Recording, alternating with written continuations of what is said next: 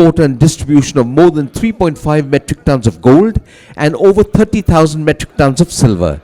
He is a key contributor to developing the bullion banking system, Metagrid, in 2005, which has now become the industry standard. Ladies and gentlemen, let's put our hands together for Mr. Johnson Lewis. Mr. Rajesh Rokde is Vice Chairman of the All India Gem and Jewellery Domestic Council, GJC. He is Director of Rokde Jewellers Limited, which oversees a chain of 6+ showrooms. He is also former President of the Bharatiya Swarnakar Samaj Yuva Samiti, Secretary of Nagpur Sarafa, former Secretary of Navyuvak Sarafa, and serves several other organizations in various capacities, including Shriram Finance as Director. Rajesh Rokde's multifaceted leadership and dedication continue to drive the industry forward, fostering growth and innovation at every step. Ladies and gentlemen, please welcome Mr. Rajesh Rokde. Over to you. Mr. B.A. Ramesh is founding member and joint managing director of Thangamayil Jewellery Limited. He entered the family business at a very young age to handle the gems and jewellery trade along with his brothers. Under his successful leadership, Thangamayil Jewellery turned into a public limited company in 2010 and listed on BSE and NSE. His passion for innovation and willingness to take smart risks has been the mantra behind his success. Ladies and gentlemen, let's hear it from Mr. B.A. Ramesh. Mr. Ashok Meenawala is past chairman of GJC. He also is one of its founding members. He is also the owner of the legacy brand Dhanabai Jewellers, an esteemed jewellery house. Mr. Meenawala is not only a distinguished retailer but also a leading figure of the gems and jewellery industry. His untiring dedication and passion for the gems and jewellery industry is a legacy to be emulated by all future generations. Mr. Ashok Meenawala. And our distinguished moderator is none other than Mr. Sahil Mehra, Director of GJC. He is a proprietor, Mehra Sons, Mumbai, and a fifth-generation jewel entrepreneur. His interest and specialization is jewelry manufacturing and designing, advises gold prognosis and investments. At GJC, he has been ZCM since 2017, GJS committee member, co-convener Labham in 2021 and 22, and convener Labham 23 and 24. He has successfully conducted more than 100 virtual and physical Labhams in various cities of India. Ladies and gentlemen, let's hear it for our moderator, Mr. Sahil Mehra. And it's over to Mr. Sahil Mehra and the panel. Over to you, sir. Thank you very much. Hello, check. Thank you very much. आपकी coffee महंगी पड़ जाएगी अगर आप coffee बार पीते रह गए, क्योंकि यहाँ पे जो आप पैनल में हैं, इंडिया का 3% जीडीपी यही कंट्रीब्यूट करते हैं. तो अगर आप थोड़ा अपने आप को ध्यान दें, कॉफी छोड़ दें, तो शायद चाय ले लें. अगले प्रधानमंत्री भी बन सकते हैं, लेकिन जल्दी इस चीज पे वापस आए. अभी मैं कुछ चीजें आपको बताना चाह रहा हूं जिसके लिए आपको आपके लिए तालियां बजानी पड़ेंगी. क्यों? यहां पे कितने ज्वेलर्स हैं जो 2010 से ज्वेलर्स हैं? हाथ खड़ा करिए. ऑलमोस्ट सारे 2010 से ज्वेलर्स हैं. मैं आपको बता दूं, जो 2010 में जिसने अपना कारोबार 10 किलो सोने से शुरू किया 18,500 के भाव में, आज तक सरकार का वो सबसे भरोसेमंद इन्वेस्टमेंट रहा है, क्योंकि जितनी उसकी मूडी 2010 में थी, 2024 तक वो सारी टैक्स में दे चुका है. तालियां. अभी यहां पे हम बात कर रहे थे कि क्यों सरकार को हमारे पे भरोसा नहीं है. हम उनको बताएं तो सही, हम हमारे इतने ज्यादा कमाऊ पुत्र हैं, इतने ज्यादा भरोसेमंद हैं कि 2010 से 2013 में ही आपने जितना हम पे विश्वास किया, हम तो उतना टैक्स में भर चुके हैं. दूसरा, आज की डेट में हम लोग बोलते हैं हम अमृत काल में हैं. वाकई में ही ये हमारी ज्वेलरी इंडस्ट्री का अमृत काल है. 24 लिस्टेड कंपनियां हमारी ऑलरेडी हैं. इसके अलावा हमारी ज्वेलरी इंडस्ट्री ने पिछले 3 सालों में प्रदर्शन दिया है कि किस तरह सक्सेसफुल आईपीओ लाते हैं. आप मानेंगे नहीं कि दूसरे जो और सेगमेंट के आईपीओज हो, भले फाइनेंस के आईपीओज हो या इवन कॉस्मेटिक के आईपीओज हो, आने के बाद सबके शेयर टैंक हुए और अभी तक वो लेवल पे नहीं आए जहां पे उनकी इशू प्राइस थी. और हमारे सक्सेसफुल आईपीओज ने लोगों को 4 से 5 गुना रिटर्न दिया है. ये रिटर्न देने से क्या फायदा हुआ है? ये रिटर्न देने का 2 फायदा हुआ है. हमारे पास हमारे कस्टमर के रूप में जेन जी जुड़ा है. जेन जी को लगता है जहां पे वैल्यूएशन है डेफिनेटली वहां पे बिजनेस है, वहां पे बिजनेस है तो मुझे यहां से कुछ मिलेगा, या तो मैं यहां पे बिजनेस करूं या मैं यहां का कस्टमर बनूं। अभी आप ये देखेंगे हमारी जितनी भी जेनजी हैं, यहाँ पे जितने भी जेनजी आ रहे हैं, वो लोगों का इंटरेस्ट इसमें बढ़ता जा रहा है। आज की डेट में हम एआई को भले मिनिमम रूप में, मगर टेक्नोलॉजी, एआई और फाइनेंशियल टूल्स को एक साथ यूज कर रहे हैं, अपने बिजनेस को एक साथ ग्रो करने का सोच रहे हैं। आज हम अपनी इंडस्ट्री को वो देख रहे हैं जो कि मैं मानता हूं अगर इस तरह के बैंकिंग समिट का सक्सेस होता रहा तो शायद 5 साल में हमारी इंडस्ट्री इंडिया की टॉप 3 इंडस्ट्रीज में लोग, मतलब अभी मेरे को तो ऑलरेडी गर्व है, I am proud of this legacy that I am a jeweller, 5th generation jeweller. But eventually जब 1st जनरेशन ज्वेलर भी आएगा, वो भी अपने आप को एक गर्व महसूस करेगा कि मैं इंडिया के ग्रोथ में, इंडिया के जीडीपी में कंट्रीब्यूट कर रहा हूं। ये भी आपको जान के अचरज होगा कि इंडिया के जीडीपी में हम 8% कंट्रीब्यूशन देते हैं। इसके लिए भी आप तालियां बजाएं अपने लिए, थोड़ा जोश दिखाएं। आफ्टरनून हो गई है, कुछ बात नहीं, थोड़ा जोश होना चाहिए, इतने से पैनलिस्ट बैठे हैं आपके लिए। दूसरा, हमारा merchandise export 15.71% merchandise export India का जो होता है वो ज्वेलरी का है।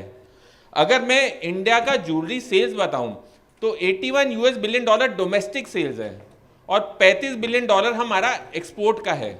इसके अलावा हमने जैसे भी बात करी 50 लाख कारीगर हमारे से जुड़े, मगर खाली हम 50 लाख पे सीमित नहीं है।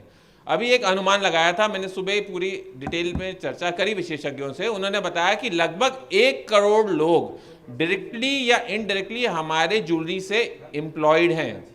हम अपने आप को पहचान नहीं पा रहे। हम हीरा पहचान लेते हैं, हम सोना पहचान लेते हैं, लेकिन अपनी कदर नहीं पहचान पा रहे। इसीलिए शायद बैंकर हमको सही रूप में समझ नहीं पाता। यहाँ पे हम बात कर रहे थे कि सरकार जो है ना हमको दूसरी नजर से देखती है। अरे क्यों देखेगी दूसरी नजर से? हमारा जीएसटी उनके पास है, ई वे बिल उनसे बनता है, ई इनवॉइस उनसे बनता है, हमारा स्टॉक उनको पता है, हमारा हॉलमार्किंग का उनको पता है, क्या चीज हमको पता है, खाली उनको फोन करना है, हमको जानकारी रखने की कोई जरूरत नहीं है। और यहाँ पे हमारे पास भाविन मेहता जी हैं, ये उन्होंने सब बताया कि आप चैन से सो जाइए, आपका सब कुछ सरकार के पास है।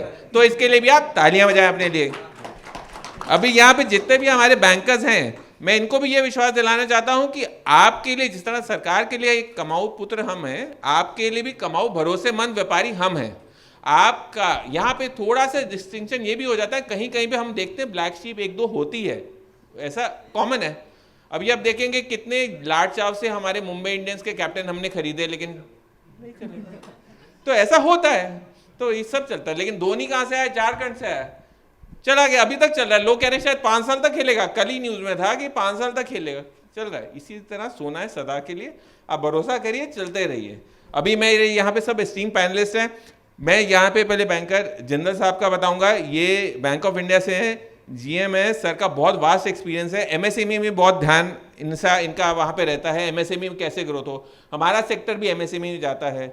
इसके अलावा ये डॉक्यूमेंटेशन का क्या सही रूप है, किस तरीके से आप बैंक को प्रेजेंट करें ताकि आपको क्रेडिट एक्सटेंड हो सके, इस बारे में बहुत कुछ है।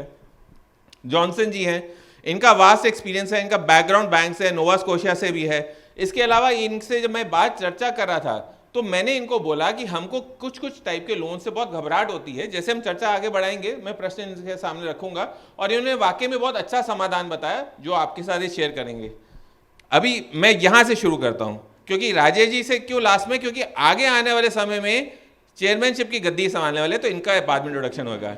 जो हमारे पास चेयरमैन हैं अशोक मीनावाला जी, एक्चुअली इंसाइक्लोपीडिया ज्वेलरी के, ज्वेलरी कैसे बनती है, क्यों बनती है, क्या लेगेसी है, इनको आप जो पूछेंगे, हीरे रत्न कुछ भी पूछेंगे, सोना, आपको पूरा हिस्ट्री इंसाइक्लोपीडिया के रूप में बताएंगे। और इनका मार्गदर्शन ही रहा है, भले आज के जितने भी कार्यक्रम में जितनी भी चीजें हैं, इनका हर चीज में इनपुट रहा है और हम इनका हर चीज में सलाह लेते हैं। और इसलिए आज इनके मंच पे होना जरूरी है, क्योंकि मंच को ठहरावापन पुराने जो बेस ज्वेलरी का ये देंगे।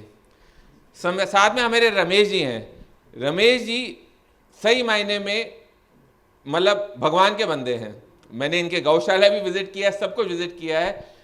इन्होंने कहा मुझे बिजनेस करना है, मैंने इनको बोला आज की डेट में ओपनिंग करना है, एक सुपरस्टार लीजिए, आप अपना हवाई जहाज दीजिए, 4 शोरूम एक दिन में ओपन करेगा। कहते हैं बाबा मुझे तो शोरूम खोलना ही नहीं वहां पे जहां पे हवाई जहाज जाए, मुझे तो शोरूम वहां पे खोलना है जहां सिर्फ गाड़ी जाए। मेरा ग्राहक मिडिल क्लास है, मेरे लिए वो भगवान है। मेरे को थोड़ी ना कोई सुपरस्टार को माल बेचने जाना है, और सुपरस्टार को मैं हवाई जहाज में घुमा के खाली अपना खर्चा तो ना बढ़ाऊंगा। तो ये है प्रैक्टिकल अप्रोच। आज ये 60th शोरूम के ओपनिंग तक में पहुंच गए हैं। अभी हम बात कर रहे थे तो क्या बोल रहे थे, 5 साल में बेटा इसके आगे एक जीरो बढ़ाना है खाली। तो देखिए विजन कहाँ पे है, विजन किस तरीके से है। और ये विजन खाली हमारे को तो फ्री में मिल रहा है ज्ञान, इसलिए वैल्यू नहीं देते। अगली बार आपसे लाख रुपए लेंगे सेशन अटेंड करने का, बट आप समझिए ये आपको सरल रूप में यहाँ पे मिल रहे हैं, इसलिए हम वैल्यू नहीं दे रहे। साथ में हमारे राजेश जी हैं, राजेश जी और रमेश जी हम साथ में चर्चा कर रहे थे। इनसे चर्चा ये हुई, इनके 6 शोरूम हैं। इन्होंने बोला कि अच्छा रमेश जी, अगर आप जीरो बढ़ाएं तो मुझे भी जीरो बढ़ाना पड़ेगा, आने वाले समय में चेयरमैन है, कंपटीशन तो पूरा बराबर का देना पड़ेगा। तो बोले हाँ। तो बोले राजेश जी ने अपने ग्रोथ स्टोरी में बताया कि हमारे क्षेत्र में मतलब नागपुर में, कहते मुझे जब ऊपर बाहर आया तो मैंने देखा कि बैंकिंग कितना ज़रूरी है, कितना ग्रोथ के लिए, हालांकि हमने पिछले सेशन में भी डिस्कस किया कितना ज़रूरी है। और ये जो इनकी ज़रूरत से इनको पता लगा कि इनका सक्सेस उससे कहाँ से आया, तो कैसे हमको बैंक को अडेप्ट करना है, बिजनेस में लेना है, उसकी कॉस्टिंग को अपनी कॉस्टिंग में गिनना है और फिर प्रॉफिट करना है। तो ये चीज़ों को हमको ध्यान में रखते हुए ये सब पूरा सेशन इस तरह बनाया गया है। आपके इसमें प्रश्न बहुत ज़्यादा ज़रूरी होंगे, क्योंकि सब जन अपना अपना एक देंगे व्यू पॉइंट, और उसके बाद हम चीज़ें आगे बढ़ाते रहेंगे। तो यहाँ पे सर हम पहले जिंदल साहब से शुरू करेंगे। जिंदल साहब, मैं आपसे पूछना चाहूँगा कि एज ए MSME जैसे हमारा सेक्टर यहाँ पे आ गया है, हम MSME के तहत एज ए ज्वेलरी इंडस्ट्री क्या क्या बेनिफिट ले सकते हैं? क्या हमें इंटरेस्ट रेट कुछ कहाँ पे कुछ में वहाँ पे रियायत मिलती है, या प्रोसेसिंग फीस या कोई और ऐसी चीज़ें हैं जो हमें रिबेट में मिलती हैं? तो थोड़ा इस पर थोड़ा करिए, और थोड़ा डॉक्यूमेंटेशन के बारे में थोड़ा आइडिया दीजिए। थैंक यू मेरा साहब। देखिए MSME को बहुत सारे बेनिफिट्स हैं। I will say not in case of like you see ROI और other charges, but there are so many other benefit. ROI का बेनिफिट लेना, रेट ऑफ इंटरेस्ट का बेनिफिट लेना है, या चार्जेस का बेनिफिट लेना है, for that you have to improve your rating. देखिए आप सब जानते हैं आज की तारीख में बैंकर्स जो भी लोन देते हैं वो रेटिंग आपकी देखते हैं। कोलाटरल से ज़्यादा रेटिंग इज़ इम्पॉर्टेंट। पहले बैंक्स में we use to give loan seeing the collateral, कितना कोलाटरल दे रहे हो आप। Now we are seeing the rating. Now the financing is based on data, not on collaterals. और वो जो गलती बैंक्स ने पहले की, पहले हम केवल कोलाटरल देखते थे, बैलेंस शीट नहीं देखते थे, डेटा नहीं देखते थे, तो वो अकाउंट खराब होते थे, NPS होते थे। Now we are looking at your credit ratings, your data. Data is more important. और एक बड़ी चीज़ डॉक्यूमेंटेशन कही मेरे सामने। डॉक्यूमेंटेशन में क्या होता है, balance sheet is most important. और बहुत सारे हमारे जो एंटरप्रेन्योर्स हैं जो हमारे पास आते हैं, वो कहते हैं साहब मेरा तो बहुत अच्छा बिजनेस है, आप सेल्स देखो, मेरा प्रॉफिट देखो, एवरीथिंग इज़ गोइंग वेल, इतने 5 जनरेशन से मैं काम कर रहा हूँ। जब रेटिंग आती है तो रेटिंग बोलता है वो तो डबल भी रेटिंग आ गई, क्योंकि आपने बैलेंस शीट को आपने बैंक के हिसाब से मैनेज नहीं किया। दैट इज़ मोर इम्पॉर्टेंट, क्योंकि बैंक की एक सर्टेन रिक्वायरमेंट है, और जो रेटिंग एजेंसीज़ हैं ये हमारी इंटरनल रेटिंग्स हैं, वो सर्टेन पैरामीटर्स के ऊपर होती हैं। थोड़ा सा ट्विकिंग करने से आपकी बैलेंस शीट उसके हिसाब से बन जाती है, एंड योर रेटिंग इम्प्रूव्स। और रेटिंग इम्प्रूव होती है तो आपको कंसेशन मिलते हैं रेट ऑफ इंटरेस्ट में, चार्जेस में। मोस्ट इम्पॉर्टेंट ये बात ज़रूर है कि कुछ केसेस में कोलाटरल आल्सो इम्पॉर्टेंट, और कोलाटरल का कुछ वेटेज हम देते हैं इन केस ऑफ ROI, लेकिन रेटिंग इज़ मोस्ट इम्पॉर्टेंट। जो मैं अब कहना चाहूँगा सभी के लिए कि क्योंकि अब the financing is data driven, तो डेटा मतलब for us bankers credit rating is most important. जैसे मैं आपको बताऊं, जैसे suppose your exposure is about 50 crore, तो we expect your rating should be minimum A-, और in case of existing customer it should be BBB। But BBB A- maintain करना it's not easy. आपको अपने बिजनेस को, अपनी बैलेंस शीट को उस हिसाब से थोड़ा अलाइन करना होता है, in consultation with your chart accountant, with your auditor. Okay, तो वो होता क्या है ना, जब आप आते हैं तो बोलते हैं अरे क्या बात करते हो, देखो ना मेरा बिजनेस, आप ऐसी बात करते हो, रेटिंग को लेकर बैठे हो आप मुझे कंसेशन दो, मेरा बिजनेस देखो, मेरा स्टॉक देखो, मेरी सेल्स देखो, कि रेपुटेशन देखो मेरी। सबसे इम्पॉर्टेंट है रेटिंग, क्योंकि क्या होता है बैंक्स में भी जब कभी ऑडिट होगा, कभी रेगुलेटर देखेगा, तो वो देखेगा किस रेटिंग के लोन्स आपने ज़्यादा दिए हैं। जैसे मैं कहूँ कि मेरे बैंक ऑफ इंडिया में above 50 crore के more than 70% loans are A rated, A and above. आपसे उससे वो आपका हेल्थ बताता है कि बैंक की हेल्थ कैसी है, आपके क्रेडिट की हेल्थ कैसी है, what ever exposure you have taken, उसका जो आपका ओवरऑल जो कंडीशन है वो कैसे आपका आगे जाके कैसे आपके डिफ़ॉल्ट्स होंगे, उस पर वो डिसाइड करता है. So rating is important and collateral I will say अभी टाइम आ गया है जिसमें हमारी रिक्वायरमेंट कोलैटरल की धीरे धीरे going gradually it is coming down. जैसे पहले स्पीकर बोल रहे थे, in most of cases we used to ask 100%, now 70, 50, now even many cases we are asking only 20%, 25%. In few cases we are not asking any collateral even, if your rating is so good. So collateral important है लेकिन इतनी important नहीं है जितनी आपकी important है rating. And third is your reputation or the way you are handling your business. आप कितने साल से इस business में हैं और 2 साल से 3 साल से हैं, how much you profit you are earning, how much sales you are posting, ये सब चीज़ इंपॉर्टेंट करती है.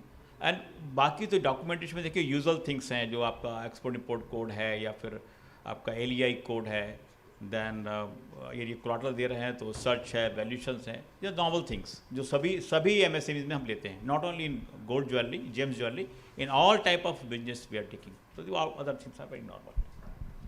थैंक यू जनरल साहब, बहुत अच्छा पॉइंट बोला जनरल साहब ने. क्या है, जैसे हम आज की डेट में अपने बिजनेस में हम न्यू कंपटीशन भी बहुत ज़्यादा देख रहे हैं, वो इसीलिए क्योंकि वो नए अवेलेबल रिसोर्सेज यूज़ करते हैं, एज पर बैंक कंप्लाइंट चीज़ें करते हैं, जिस तरह कोलैटरल की वैल्यू, मतलब कोलैटरल मतलब पुराने सेट की वैल्यू कम और नई चीज़ से नई सोच से चलने की वैल्यू बढ़ती जा रही है. तो जितना हो सके हम अपने आप को आप अपने बैंकर से रिलेशन करके समझिए कि उनको क्या डॉक्यूमेंट चाहिए, किस तरह चाहिए, उससे हिसाब से चलिए. थैंक यू जनरल साहब. अभी मैं जॉनसन जी के पास जाना चाहूँगा. इनका मेरा ये सवाल है कि इनका जो इंटरेक्शन जूलर से लगातार ऑल अक्रॉस रहा है, इंडिया में भी रहा है और इनका एक्सपोजर इंटरनेशनल भी रहा है, कैसे आप देखते हैं इंडियन ज्वेलरी को आगे आने वाले समय के लिए as a growth of credit extension from the banks, आपको क्या लगता है? Thank you Mehra ji. Just to add on to what Mr.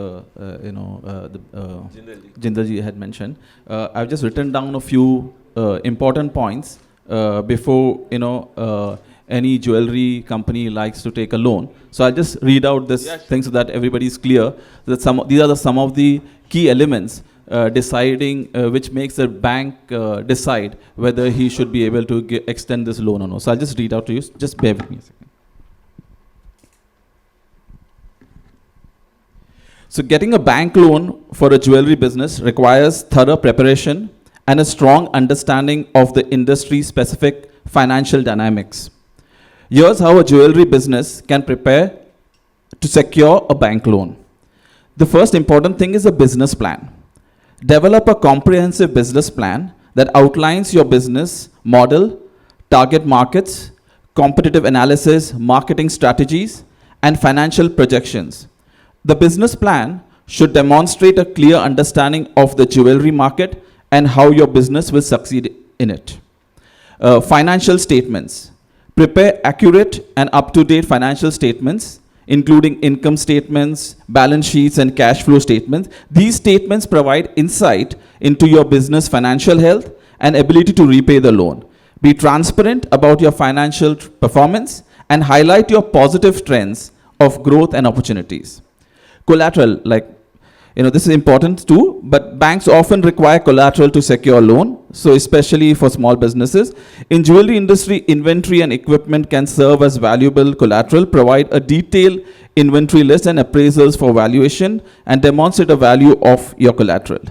Again, credit history, which Mr. Jindal mentioned. Maintain a good personal and business credit history. Banks will assess your creditworthiness based on the credit score, your payment history, your debt to income ratio, and be prepared to provide personal and business credit reports and address any negative items or discrepancies. One of the key elements are also cash flow management.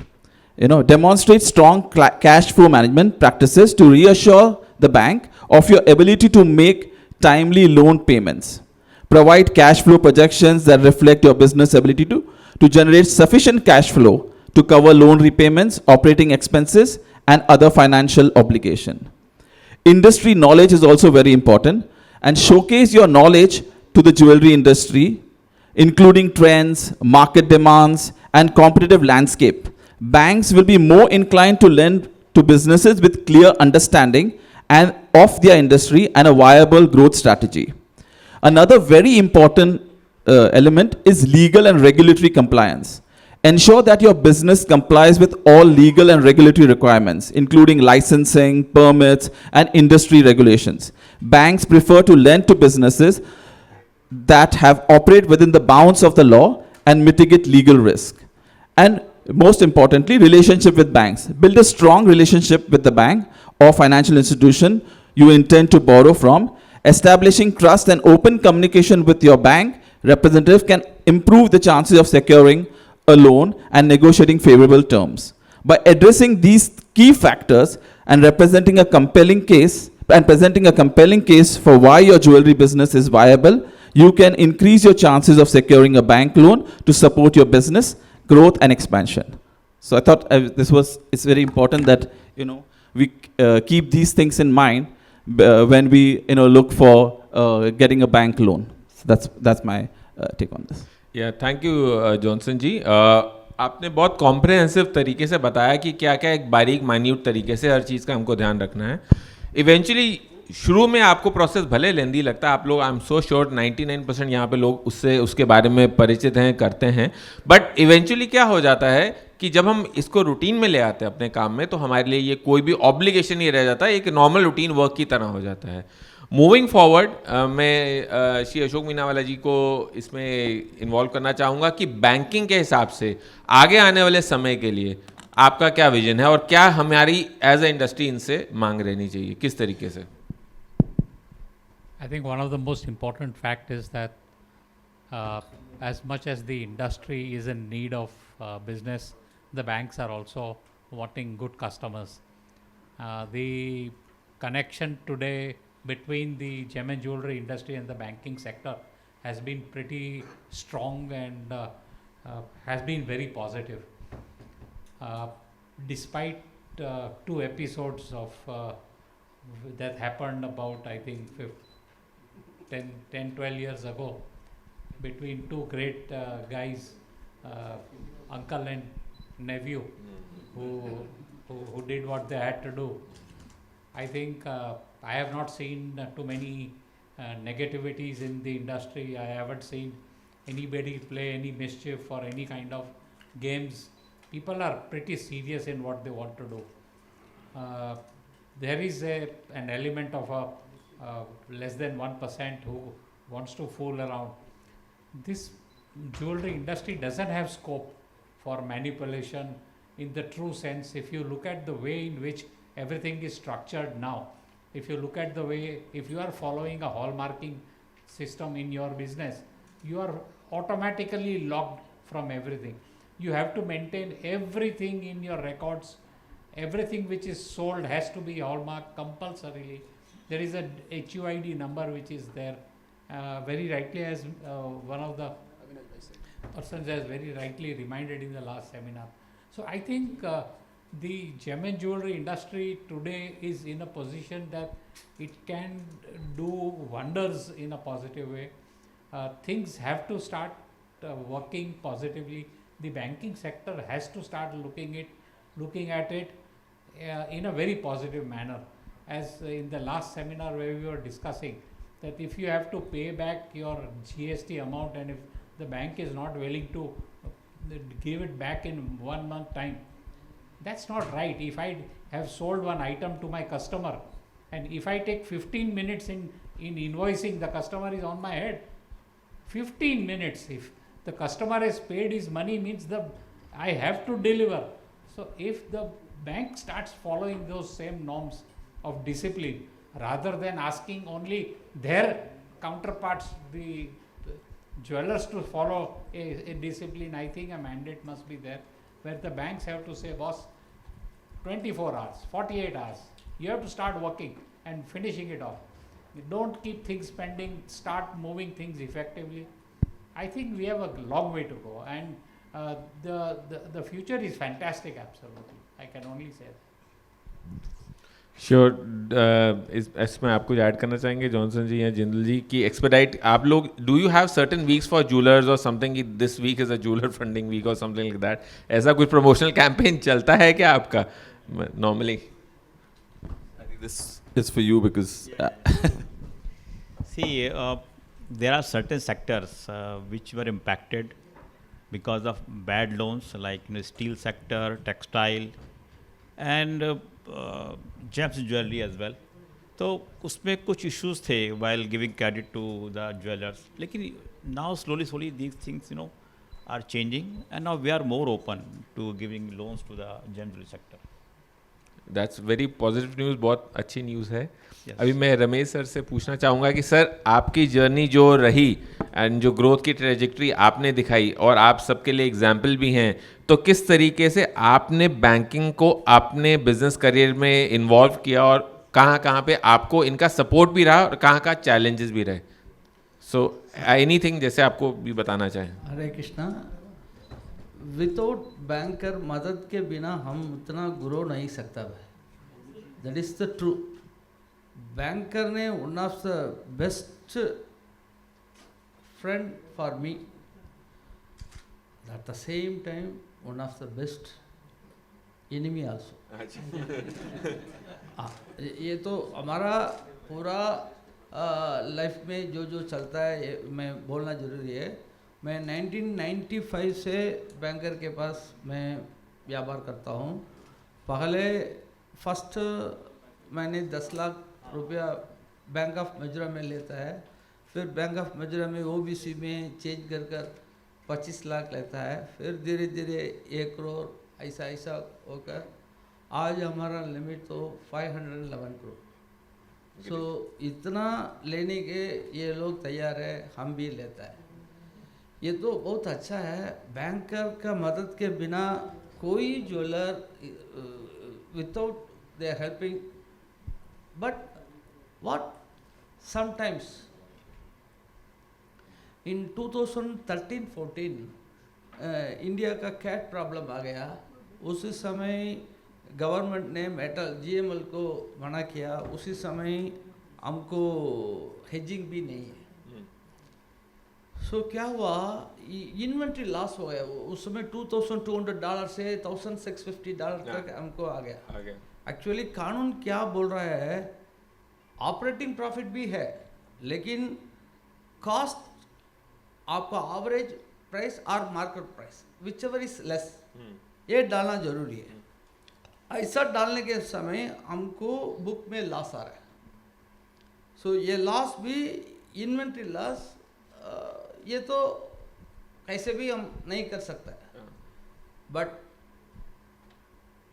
एक बात सुनना चाहिए, ये open floor में हम jeweller है देखता है वजन टू वजन, सोना से सोना, यही हम देखता है। बट ये लोग देखता है पैसा के पैसा। सो उनको आंखें अलग है, हमारा आंखें अलग है।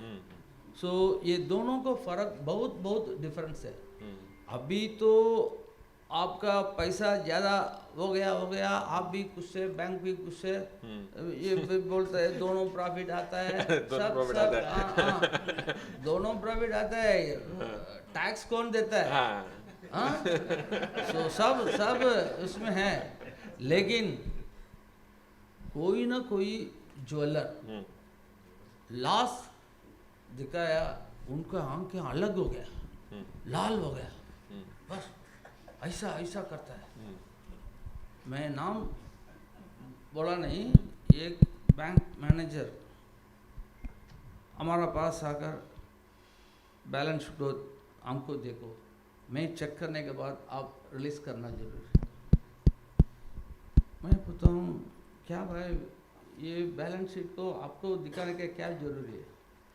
नहीं, आप लास्ट टाइम लॉस दिखाए, दिस टाइम प्रॉफिट दिखाना जरूरी।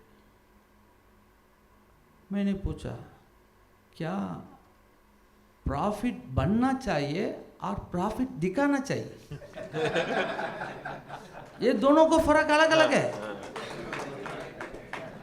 बैंकर ने so they are very good friends, without their मदद हम इतना नहीं आ नहीं सकता है, बट उनको सो आज भाव अच्छा हो गया, आप सब लोग उससे खुश है।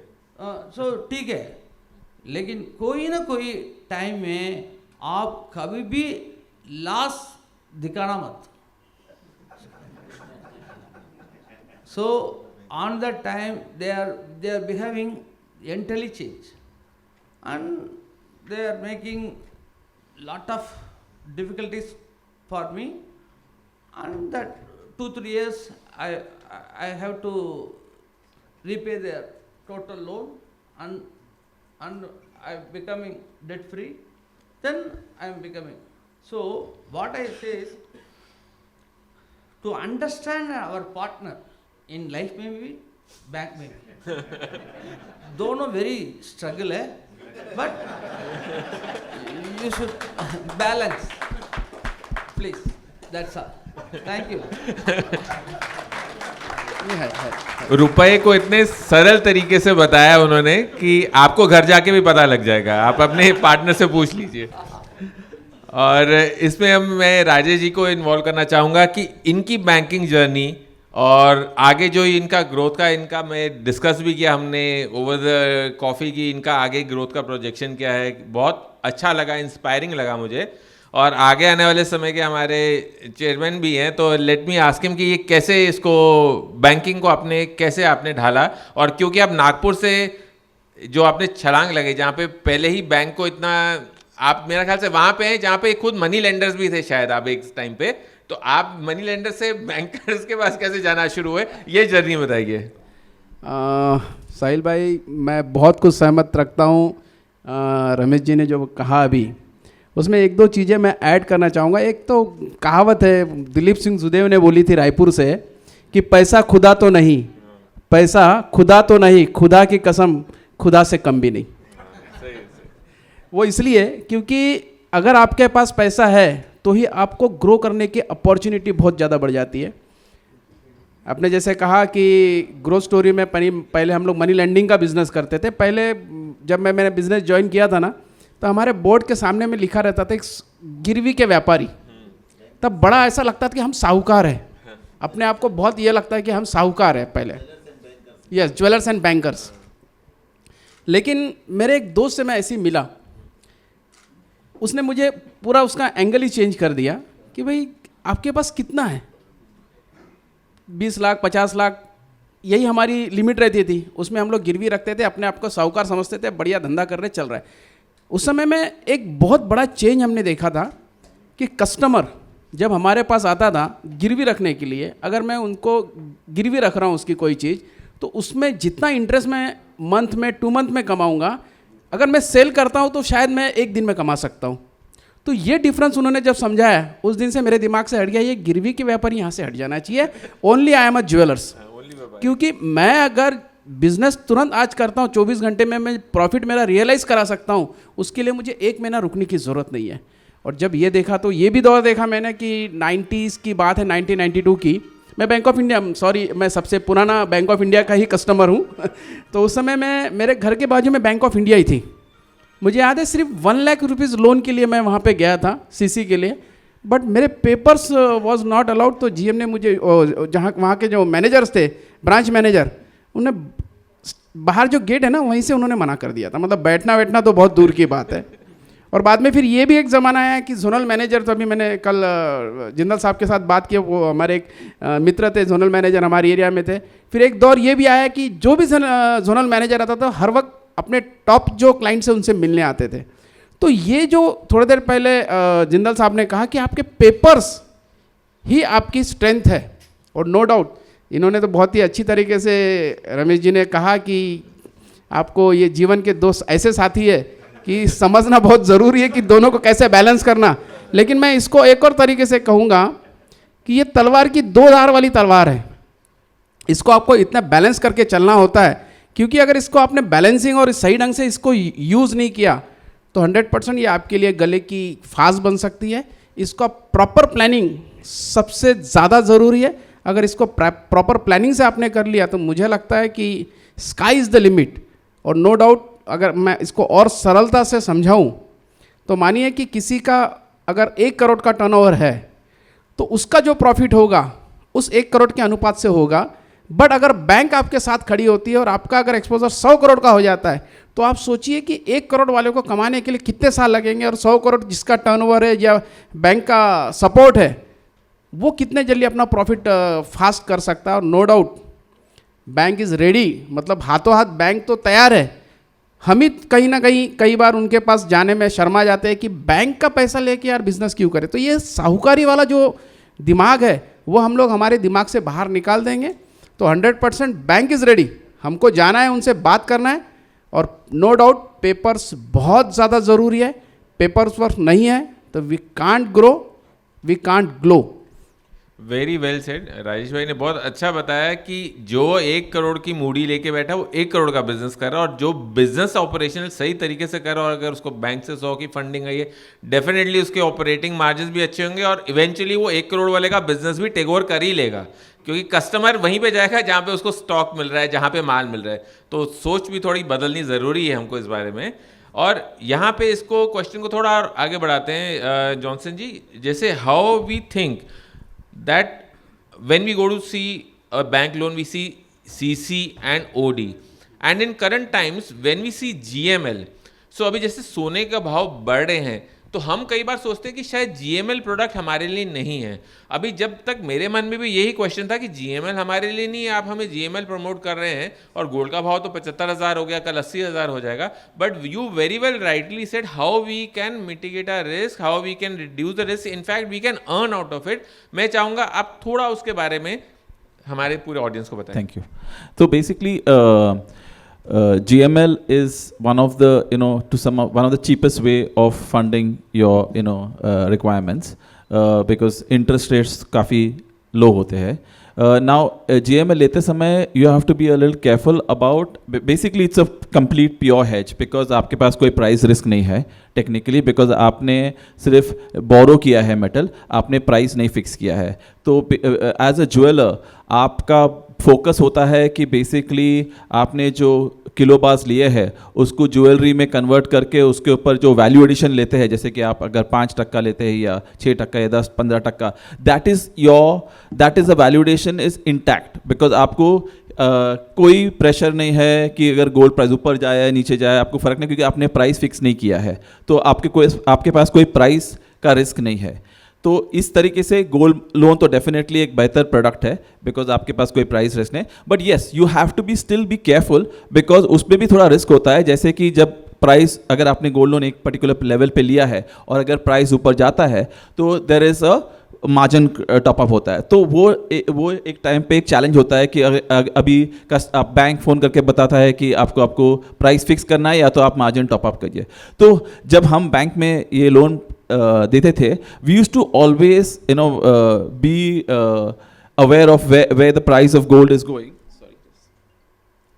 where the price of the trends of the gold price are there. So very often हम लोग क्या करते थे कि कस्टमर्स को पहले से अलर्ट कर देते थे कि ऐसा लग रहा है कि अभी ये जो ट्रेंड है गोल्ड प्राइस का ऊपर जाने की क्षमता है, तो इस कारण आप जरा चौकन्ना रहे और आपका लिक्विडिटी को इंक्रीज करें, ताकि आपके पास अगर in case as a margin call then you have some liquidity to manage that margin call. तो there are certain ways of keeping. So I remember even हम जब बैंक में थे तो एक कभी अगर फ्राइडे रात को अगर मार्केट क्लोज हुआ है on the highs and we feel that because on the weekend कुछ हुआ है, इवेंट्स हुए हैं, जिससे मंडे मॉर्निंग जब मार्केट खुलता है तो we may see a spurt, we used to also call our trading teams to come early in the morning and help our clients to inform the clients that we are coming early morning.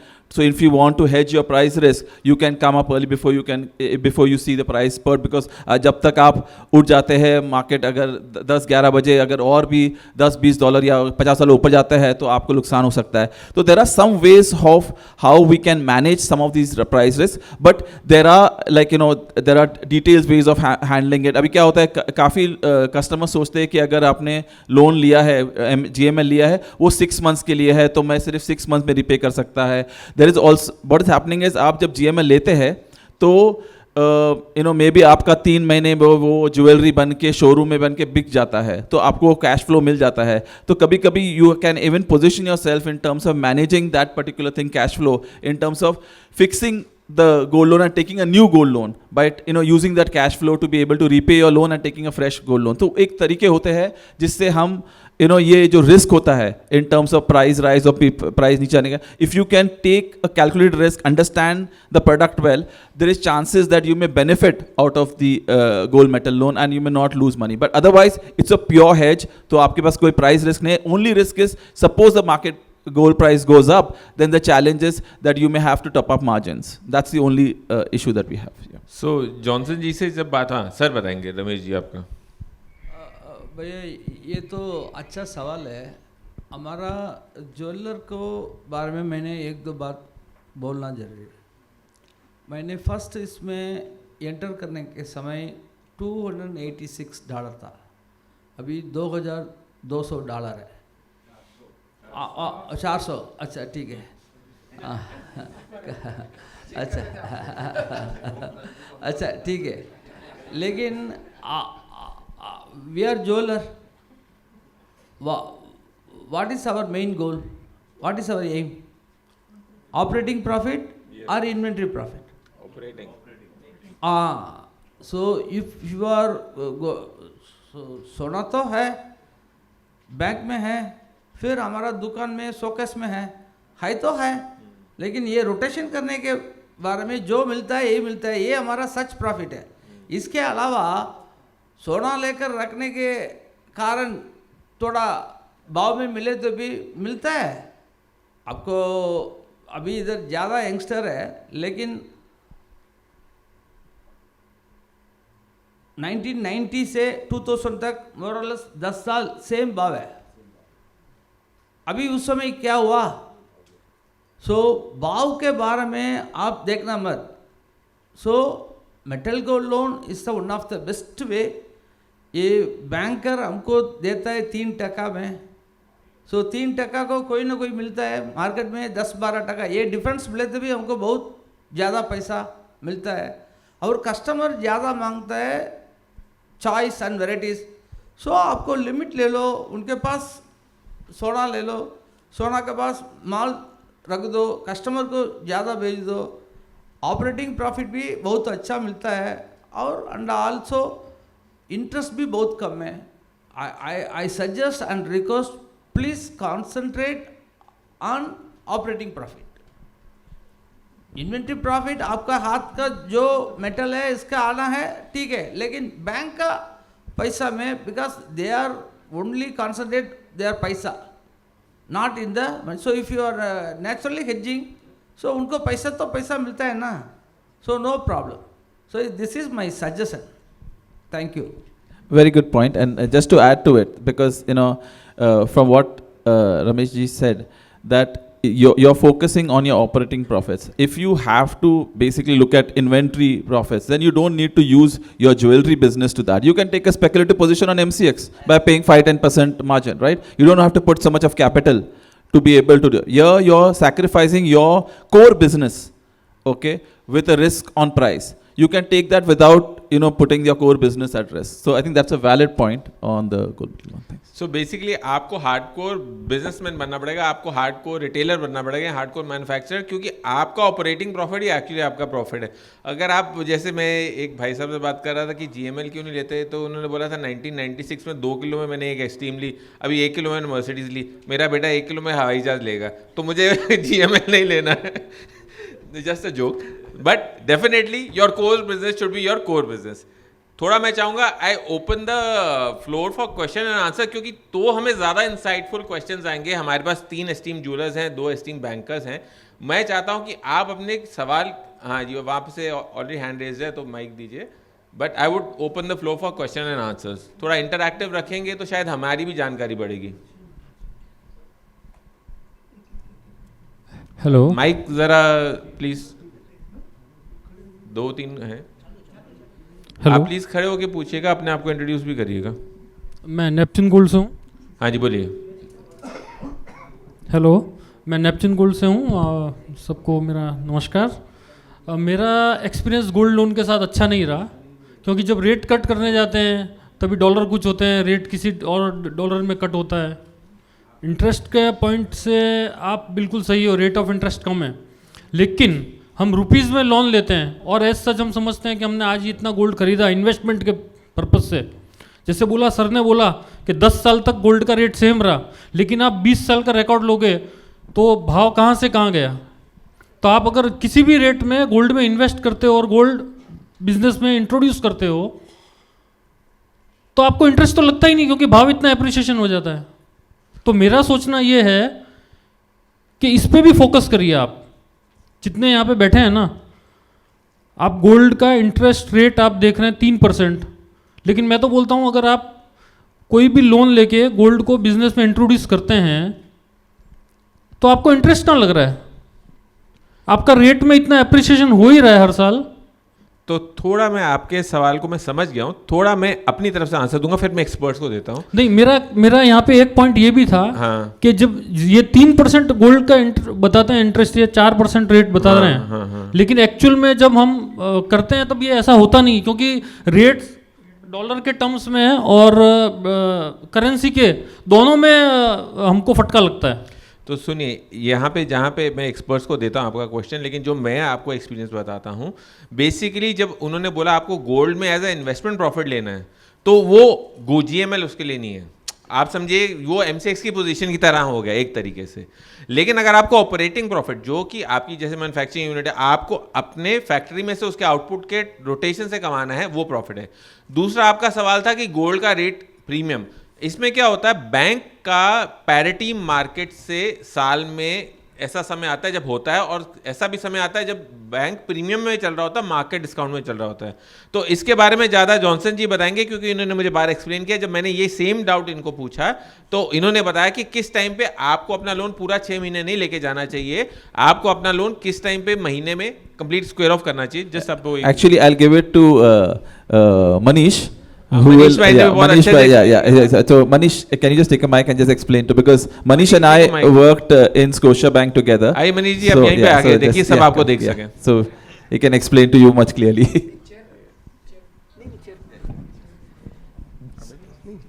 सो देखिए, basically gold metal loan regulation के हिसाब से maximum period 6 महीना है, उसका कोई minimum period नहीं है रिपेमेंट का। अब अगर हम अपनी ज्वेलरी की मैन्युफैक्चरिंग की साइकिल देखें, उसका इन्वेंट्री में जब अपन शोरूम में रखते हैं वो टाइम पीरियड देखें, और एक्चुअल सेल जो होता है वो नॉर्मली 45 दिन से 90 दिन के बीच में होता है। अब जब 45 से 90 दिन के बीच में अपन ने वो सेल कर चुका है तो उसका कैश फ्लो अपने को आ गया है। जो अपने को कैश फ्लो आया है, अपने पास 2 ऑप्शन हैं, या तो हम मार्केट से सोना खरीद के अपना वापस इन्वेंट्री अप कर लें, या हम लोन बैंक का रीपे करके हम बैंक से वापस लोन ले लें।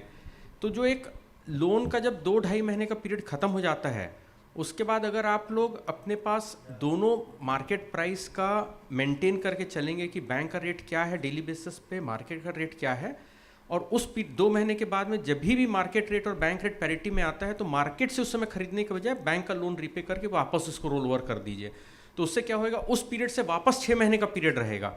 और हमारे एक्सपीरियंस में अभी तक है कि साल में 6-8 टाइम ऐसा कम से कम आता है जब बैंक और मार्केट का पैरिटी, अच्छा पैरिटी रहता है। इनफैक्ट बैंक का रेट मार्केट के रेट से कम होता है कुछ पीरियड्स में, तो उस समय फिर आपका जो मार्केट में खरीदने से जो लॉस होता है वो नहीं होगा, वो एटलीस्ट आपका उसमें एड्रेस हो जाएगा। बहुत अच्छा एक्सप्लेन किया मनीष जी ने। और जिसमें मैं आपको ये भी बताना चाहूंगा कि जैसे पिछले पैनलिस्ट ने बोला था, थोड़ा कुछ एफर्ट करेंगे तो थोड़ा कुछ बच जाएगा। जरा मैं पूछना चाहता हूँ। हाँ, एक मिनट, मैं इनका जवाब पूरा तो कर दूं। तो जो मनीष जी ने जो बोला, इससे पहले सुवांकर जी ने बोला था कि थोड़ा कुछ मेहनत करेंगे तो थोड़ा कुछ ज़्यादा बच जाएगा। तो डेफिनेटली हमको और थ्रिफ्टी रहना पड़ेगा। अगर हम उसमें थ्रिफ्टी रहेंगे तो हमारा इंटरेस्ट कॉस्ट कम होगा। बट ये हम यही नहीं कह रहे कि आपको GML ही करना चाहिए, आप OD करिए, आपकी जो सुविधा हो करिए। But we were just comparing, क्योंकि एप्रीहेंशन GML के विपरीत भी काफ़ी ज़्यादा थी, तो इसलिए हमने ये चर्चा ये लेनी सही समझी। तो अभी आप जिनका नेक्स्ट क्वेश्चन है, जरा खड़े होके माइक तो दीजिए। माइक तो दे रही है, माइक है मेरे पास। अच्छा, पीछे और 3 लोग भी हैं। मनीष जी, सर मैं आपसे ही पूछना चाहता हूँ, आपने तो कहा कि चेक कर लो आप बैंक का और उसका पैरिटी और आपको बेनिफिट हो जाए। जब भी ये जीएमएल जब ड्यू हो जाता है या समझो कि जीएमएल को अपन रीपे कर देते हैं बिफोर, ऑलवेज बैंकर्स उसका प्रीमियम चार्ज जो हिडन कॉस्ट है ना वो 1-2% आ जाता है। आपने 4% दिया, लेकिन ओवरऑल 180 डेज़ के अंदर मेरे ख्याल से कोई भी ऐसा बंदा नहीं होगा ये इंडस्ट्री का कि जो बिफोर टाइम रीपे करता है। वो 180 डेज़ में 175 डेज़ पे आसपास आता है, फिर उसकी वहाँ पोजीशन खड़ा करता है, फिर वो करता है। लेकिन ओवरऑल जब देखते हैं ना सर, तो वो चार्ज उससे ज़्यादा ही जाता है, क्योंकि ये अप्रॉक्स 6% के ऊपर पहुँच जाता है। तो सर ये मेरा पर्सनल एक्सपीरियंस है। नहीं, आपका एक्सपीरियंस जो आप बोल रहे हो एकदम सही है, उसमें कोई गलत नहीं है। हाँ। अब उसमें प्रॉब्लम क्या होता है, जब आप 188 डेज के पास में पहुंच के उतने टाइम तक वेट करते हैं, तो उसमें फिर आपके पास ऑप्शन नहीं रहता है कि मैं मार्केट से खरीदूं या बैंक से खरीदूं, कि आपको फोर्सफुली बैंक से ही क्लोज करना है उस समय। एग्री, बिकॉज वो तो टाइम आ गया है। और उस समय अगर मार्केट प्राइस सडनली गोल्ड का बढ़ा हुआ है, तो प्रॉब्लम मार्केट 1-1.5% डिस्काउंट में होगा, आपको वो बेनिफिट नहीं मिल रहा है, आपको बैंक से ही जबरदस्ती लोन काटना पड़ रहा है। इसलिए हमारा सजेशन क्या है, आप का जो एक्चुअल वर्किंग कैपिटल साइकिल होता है वो 45 दिन से 90 दिन का होता है, उससे ज़्यादा का किसी का नहीं होता है।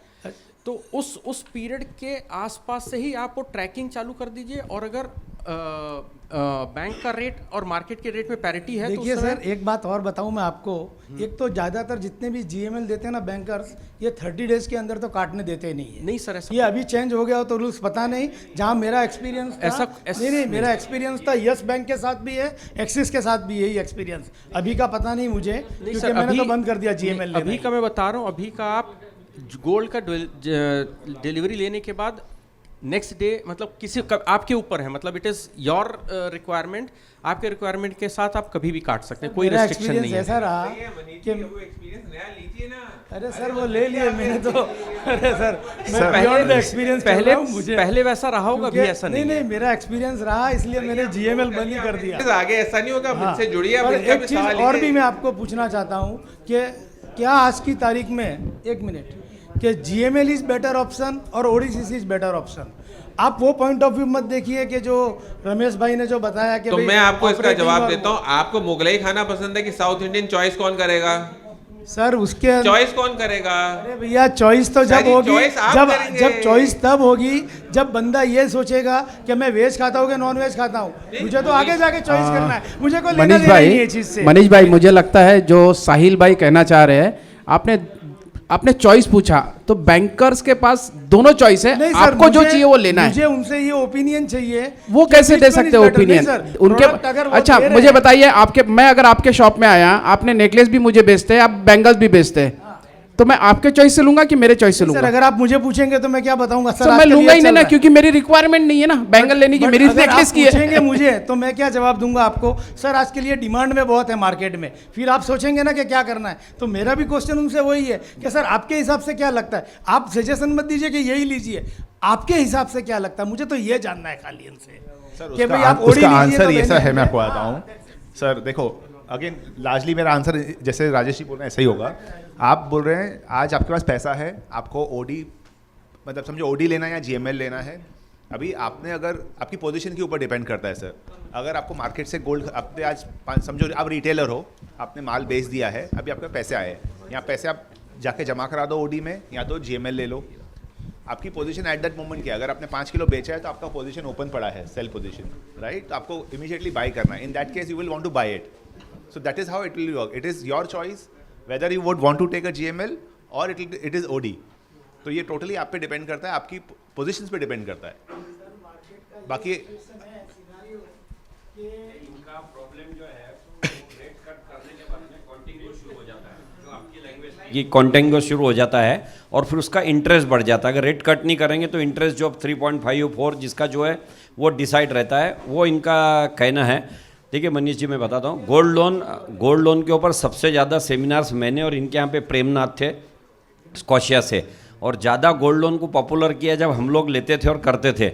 लेकिन एक समय ऐसा आ गया कि रिटेलर को वो सूट नहीं होने लग गया, खास करके हमारा आप जैसे मिड सेगमेंट वालों को, बड़े सेगमेंट वालों को वो सूट होता था। It is the format that you, अब जीएमएल लेके करते क्या होगा? जीएमएल लेके आप इन्वेंट्री बना के रख रहे हैं, और आप जीएमएल जब पे करो जब आपका माल बिक चुका है, देन जीएमएल शुड वर्क फैंटास्टिकली। आप कॉस्ट पर्सपेक्टिव आप बोल रहे हैं ओडी या जीएमएल, आई थिंक आप ओडी ले लो, और अगर आप जीएमएल प्लस फॉरवर्ड गिनो तो दोनों का रेट सेम आता है। सर जीएमएल में जो सबसे बड़ा जो प्रॉब्लम आता था जीएमएल में, वो एक एक्सक्यूज मी GML में रिटेलर्स को जो सबसे बड़ा प्रॉब्लम ही आता था कि जब मेरे खुद ने GML लिया था और मेरे बाद में देख के बहुत लोगों ने लिया था क्योंकि हमने उसको बहुत पॉपुलर किया था, प्रॉब्लम सबसे बड़ा ये आता था कि हम डायरेक्ट मैन्युफैक्चरर नहीं है, वी आर गेटिंग मैन्युफैक्चर्ड, हम जॉबर से करा के लेते हैं। अभी मैंने एक झवरी बाजार में XYZ बंदे से 2 किलो की ज्वेलरी लिया, 1 करोड़ रुपए का ज्वेलरी ले लिया, मेरा ड्यू आ गया 180 डेज में, या मुझे सूट कर रहा है कि अभी 3 महीने में रेट कट करना है। उस पीरियड में वो गोल्ड में परचेस करता था रीपेमेंट करके आपसे, और वो मैं मार्केट में सेल करता था आउटराइट। लेकिन आपके यहाँ पे जो सबसे बड़ा प्रॉब्लम आता था, चाहे स्कॉशिया हो या कोई भी हो, कि you can't sell that gold. लेकिन हमारा एक आर्गुमेंट उस समय ऐसा था कि अगर हम किसी ये बुलियनर को भेज रहे हैं तो then we are violating your rules, but it is in the consideration of the my previous purchase and I want to repayment that. इसको आपको ठीक कैसे करना है? एवरी टाइम टुडे आपने मुझसे GML ले लिया, कोई भी बैंक से ले लिया, 30 डेज का रूल नहीं है sir. You can pay today, you can take the loan in the morning, you can repay it in the evening also. I am just telling you, nobody stops you. Specifically आपने Yes Bank बोला, मैं check करा लूंगा अगर आपने बात कर लेंगे, okay. But coming back to GML, जैसे आपने अगर आज लोन लिया, कल भी आप पे कर सकते हो। Also what I am saying is every time you do, आपने आज GML लिया 180 डेज का है, एवरी टाइम 180 डेज में वैसे नहीं आप दूसरा गोल्ड नहीं खरीद रहे हो, right? Every time you want to purchase gold, please check market price versus bank price. Bank price आपको इंटरनेशनल मार्केट ड्रिवन है, उसमें आपको जो सस्ता दिख रहा है आप उसके पास जाओ, आपको कभी भी एक्स्ट्रा खर्चा नहीं लगेगा, because essentially when you are repaying the loan and taking a new loan, essentially you are making a purchase. तो आपको हर बार जब आप परचेस कर रहे हो मार्केट में, एक बार बैंक रेट चेक कर लो। That is the best thing to do, that is what I think majority of the customers do, and उनका GML बुक ग्रो ही हुआ है सर उस बेसिस पे। नहीं, माय क्वेश्चन जो मैंने आपसे पूछा था कि I am not a direct manufacturer, दो आई एम ए मैन्युफैक्चरर। जब मैंने परचेस कर लिया है किसी से XYZ से और मेरा ड्यू आ गया 180 डेज में, अब मुझे तो रीपेमेंट करना है, वापस से 2 किलो लेना है। पोजीशन क्रिएट की है 180 डेज की, आपकी वर्किंग कैपिटल साइकिल 180 डेज की नहीं होगी सर। नहीं, मेरा एक सिंपल है, 180 डेज है ही नहीं। नहीं 180 डेज की नहीं, फॉरगेट अबाउट 180 डेज। आज मेरे पास पैसा भी आ गया और मुझे लगता है कि रेट भी कंफर्टेबल है, मैं गोल्ड लेता हूँ, लेकिन मुझे एक्चुअल उस समय गोल्ड की रिक्वायरमेंट नहीं है, मुझे पैसे की रिक्वायरमेंट है, क्योंकि मैंने ऑलरेडी परचेस किया है मार्केट से। क्योंकि हाँ, लेकिन मैं वो सोना जो है ना, मुझे यूटिलाइज नहीं करना, मैन्युफैक्चरिंग नहीं कराना, मैंने वो परचेस कर लिया जॉब वर्क करा के, या मैंने वो परचेस कर लिया। तो ऐसे टाइम में जब हम सेल करते हैं उस गोल्ड को, तो आपके यहाँ जो साल में एक बार बैलेंस शीट देना पड़ता है, उसमें ये बोलते हैं कि आपने ये गोल्ड सेल क्यों किया, आपको सेल के लिए नहीं दिया, मैन्युफैक्चरिंग के लिए दिया, direct sale. I am talking about bullion, लेकिन वो हमारा बुलियन सेल नहीं है, it is in the consideration of the my payment which is due on me from the market. You should, if you are given on job work, you have to show it as manufacturing only. Bullion purchase GML के लिए prohibited है sir. वही मैं बताया आपको, वो practical difficulty जिसके लिए रिटेलर्स लोगों ने उसमें से विड्रॉ कर लिया। As per regulation, bullion means you can't take a metal loan. Yeah, for bullion. That was the biggest difficulty which we are facing. आपने जब मुझसे गोल्ड लिया है, you are the owner, you can do it on job work basis. आपने मुझसे लेके बेच दिया, that is a violation of the regulation. वो मैंने बाय भी किया था, उसके कंसिडरेशन में किया। नहीं सर, ये तो हो ही नहीं सकता ना। Sir will be taking last 2 questions. आप जेंटलमैन खड़े हैं, एक वो और आप भी खड़े हो जाइए, दोनों का फटाफट क्वेश्चन प्लीज रुकिए, यहाँ पे पूछिए। सभी पैनलिस्ट को और आए हुए सभी को नमस्कार। मैं भावेश साकरिया फ्रॉम भावेश ज्वेलर्स मुंबई। ये क्वेश्चन था, सर ने बताया जैसे रेटिंग्स, सिबिल तो हमें सभी को मालूम है शायद, रेटिंग्स कौन डिसाइड करता है और वो कैसे होनी चाहिए, उसके बारे में आप कुछ क्लियर हमें करें तो ज़्यादा बेटर रहेगा। देखिए, रेटिंग्स में they are few entities like CIBIL, आपने सुना होगा सिबिल का, CBR रेटिंग देते हैं वो लोग, CMR रेटिंग देते हैं वो लोग। तो उसमें CMR 1:5 is low risk waiting, okay, 5 to 7 is medium risk, 7 to 10 is high risk.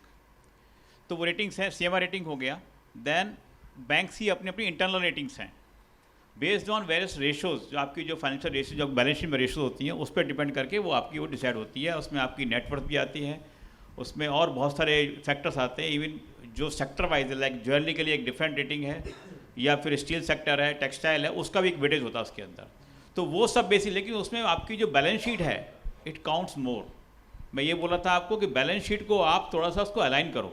यदि आपको रेटिंग अपनी बेटर करनी है, आपके CA से मिलकर थोड़ा सा अलाइनमेंट करेंगे ना, तो वो आपको you will get better rating. और रेटिंग से ही आपका डिसाइड होता है whether bank needs collateral or banks how much relief can be given in respect of rate of interest. That will be decided on the basis of rating.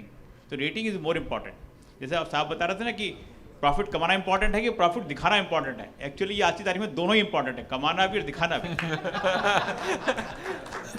Sir अच्छा, एक था कि क्योंकि ना जस्ट एक मिनट मुझे क्लियर कर जो आप बोलते हैं कि कोलेट्रल, आई गेस कोलेट्रल में भी आप 60-70% आपका जो है तो 60-70% ही लोन मिलता है, तो वो भी रेशियो बढ़ना चाहिए एक्चुअली. नहीं देखिए उसमें कोलाटरल अगेन एक मिनट सॉरी मैं बताऊँ. कोलाटरल में क्या हो गया है कि जैसे banks initially we are asking for even 100%, then we came down to 80-70, now we are asking only 20%, 30% in most of cases.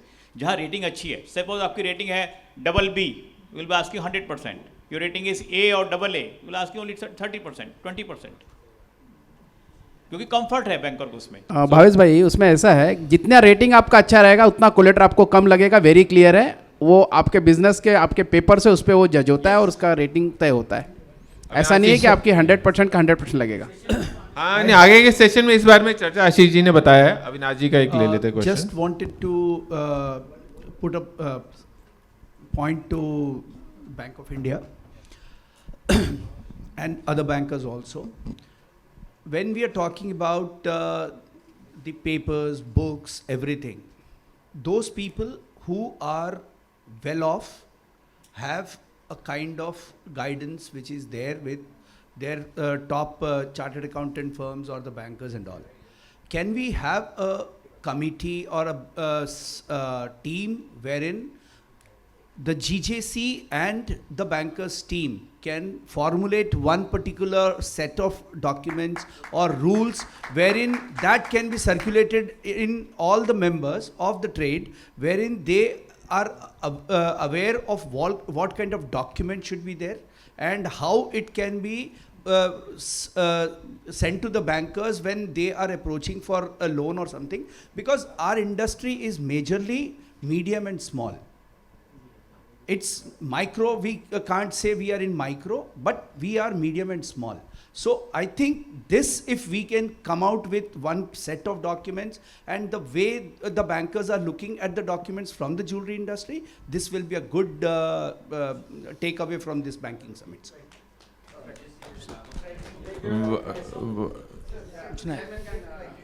एक यहाँ पे क्वेश्चन एक और लेके फिर then we'll take the chairman's question. आजकल ये GML एक्सपोर्ट के लिए भी शुरू हो गया है, तो ये मुझे जरा आप कुछ आइडिया देंगे इसके बारे में. आप नेटवर्किंग नहीं जी 1-to-1 भी लंच में करेंगे. हमने इनको बांध के रखा है क्योंकि क्या वो पीछे एक और क्वेश्चन है. हाँ सर, मेरा क्वेश्चन जो है GML के बारे में है, और हमारा ये मानना है कि GML जो है ज़्यादा करके होलसेलर्स या मैन्युफैक्चरर्स को सूट करता है. अभी हो क्या रहा है सर कि ये जो पूरा प्रोडक्ट साइकिल है, मैन्युफैक्चरिंग से Boolean dealers, bankers, wholesalers, retailers और कस्टमर्स, तो इवेंचुअली जब तक रिटेल काउंटर्स के ऊपर सेल जनरेट नहीं होगा तब तक ये पूरा साइकिल और ये फंड फ्लो मैकेनिज्म कंप्लीट नहीं हो रहा है. अभी तक के जितने भी ये GML के प्रोडक्ट्स हैं, ये सब मैन्युफैक्चरर्स को या होलसेलर्स को सूटेबल है आज की तारीख में. होता ये है सर कि हम लोग का जो ट्रांस साइज़ है 5 kgs का, कोई भी इतना वोलेटाइल मार्केट्स में 5 किलो या 1 किलो का ट्रांच लेके कोई प्रॉफिट, ऑपरेटिंग प्रॉफिट जनरेट कर नहीं सकता है रिटेलर, क्योंकि रिटेलर के सेल काउंटर पे होता है एक दिन दिवाली है और दूसरा दिन वो बैठा रहता है, कोई काम नहीं होता है.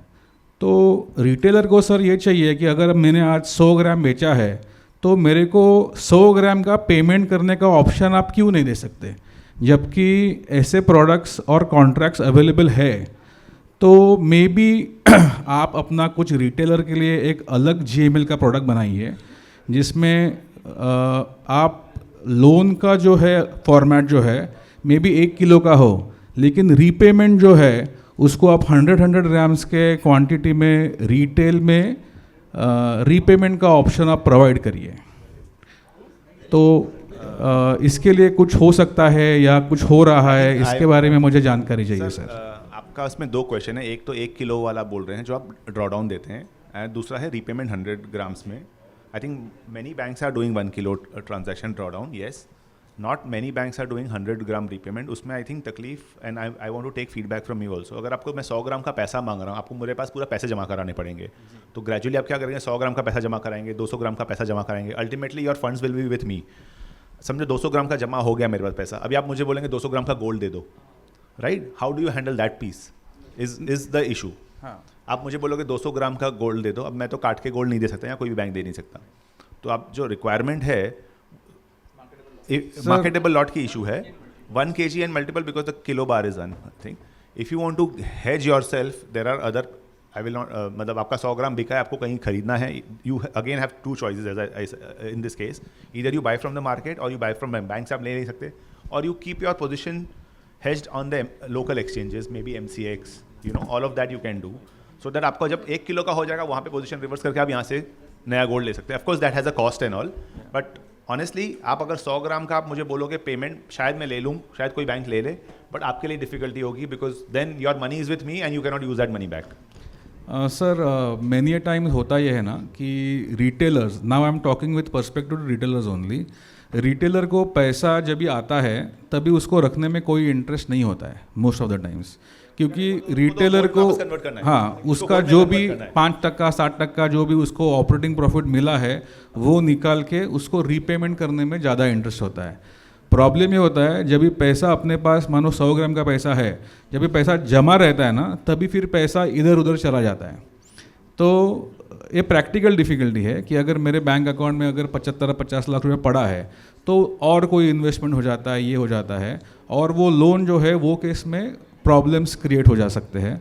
तो आई अंडरस्टैंड कि आपको अगर लोन देना है तो आप 1 किलो के फॉर्मेट में लोन दे रहे हैं, लेकिन only on the repayment part. अगर आज का मैंने ये भाव में बेचा है, क्योंकि अभी एक दिन में 1000 रुपये का फ़र्क आ रहा है भाव में.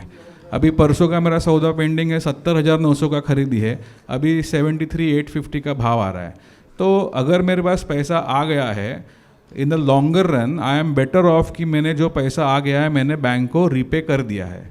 तो वो रेट इतना ज़्यादा वोलेटाइल हो गया है, इसके कारण से I think you must consider कि क्योंकि जितना भाव फर्क आ रहा है उतना तो प्रॉफिट भी नहीं है.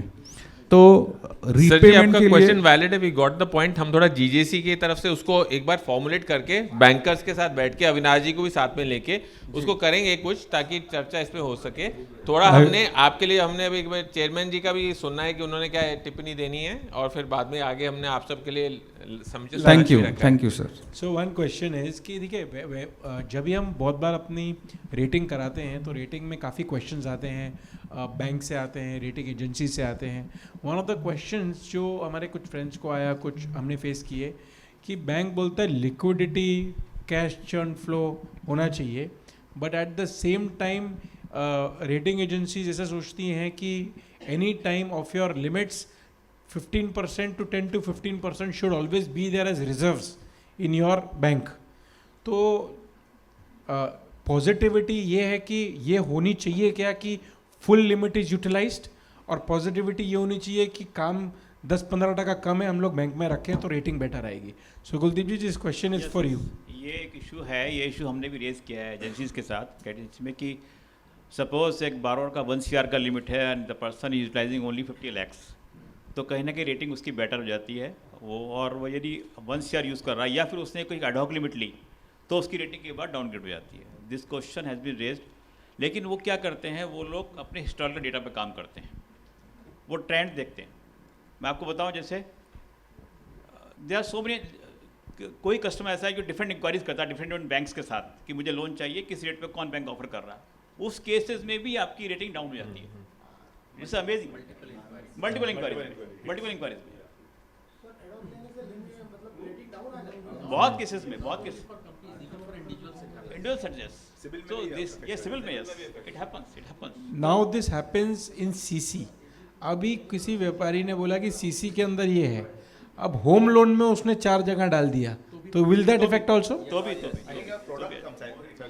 नहीं, जो आपने इंक्वायरी किया होम लोन के लिए इंक्वायरी किया हो जाता है, ऐसा कुछ आता है? सिविल इंडिविजुअल रेटिंग में जाएगा. एक्चुअली क्या वो हिस्टोरिकल डेटा काम करते हैं. किसी कस्टमर ने एक बहुत ही इंक्वायरी किया, इसका मतलब ये है कि बहुत सारे बैंक उसको रिफ्यूज कर रहे हैं या is not able to get the money, तो रेटिंग डाउन हो जाती है उसकी.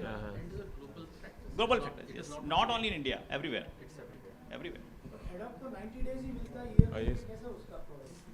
नहीं, ad hoc 180 days भी होता. In our bank, we are giving Let us about cut 180 for days. lunch, and then at 2 o'clock we have another important session. Okay, ladies and gentlemen, there's been a lot of food for thought. Thanks, Manish. Thanks, Kumar. We'd like to तक felicitate. Felicitation नहीं होगा, खाना नहीं We'd खुलेगा, like रुक to जाइए। felicitate. जिन्होंने आपके लिए टाइम दिया है, रुके रहिए, दरवाजे बंद है बाहर से। We'd like to felicitate all our panelists. I'll request Mr. Sayam Mehra, Chairman GJC, Mr. Ashish Pete, immediate past Chairman GJC, Mr. Mahindra Jain, Mr. Gautam Jain from Mukti Gold and Diamonds, and Mr. Mahindra Jain to kindly come on stage and felicitate. Mr. Mahindra Jain, Mr. Gautam Jain of Mukti Gold and Diamonds, could you please come on stage and help us felicitate all our panelists? Mr. Kuldeep Jindal, Mr. Kuldeep Jindal, General Manager, Bank of India.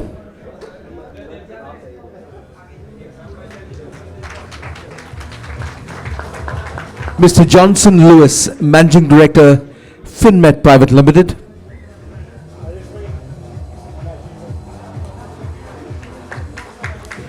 Mr. Rajesh Rokre, Vice Chairman, GJC.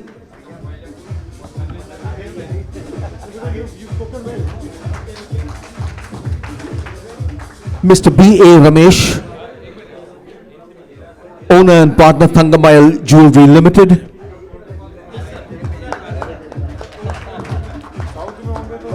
Mr. Ashok Meenawala.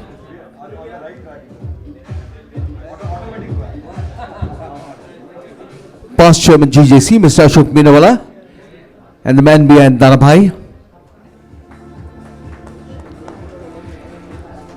And of course, our most erudite chairperson, Mr. Sahil Mehra, COA and GJC, our wonderful moderator.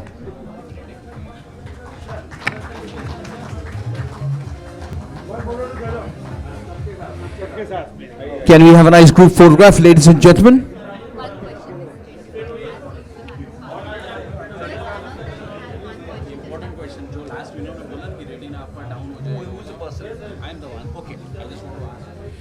Okay, there's a special request from, why don't you come right out here? Requesting all our dignitaries on stage, there is a special request for one question which he has, which is relevant to everybody, so. जैसे आपने बताया अभी कि शायद अगर दूसरे banks की inquiry और जनरेट होती है तो आपका सिबिल या रेटिंग डाउनग्रेड होता है, पर बहुत बार जैसे मैंने अभी एक बार इंक्वायरी किया है 3-4 बैंकों का अपने आप, मैंने तो एक जगह इंक्वायरी किया है, 3-4 बैंकों से अपने आप कॉल आता है कि आपका ऐसा ऐसा इंक्वायरी है और आपको लोन चाहिए ये %, तो उसमें भी हम लोग का डाउनग्रेड होगा। उल्टा हमने तो इंक्वायरी किया ही नहीं है सब जगह, एक ही बैंक से इंक्वायरी किया हमने।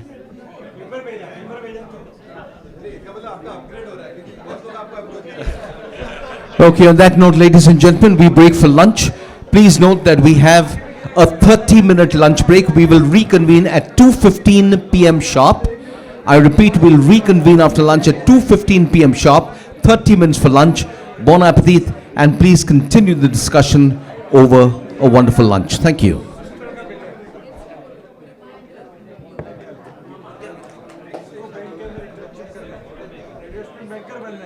आपके IPO में इन्वेस्टमेंट के लिए